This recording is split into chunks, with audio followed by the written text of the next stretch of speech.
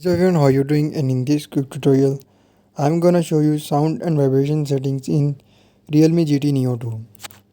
So before just starting video, don't forget to subscribe and also press the bell icon for more latest videos. So if you want to set vibration or you want to change sound settings in Realme GT Neo 2, simply first of all you just need to tap on settings, and here as you're watching we have sound and vibration settings. So just follow every single step as I'm showing you in this video.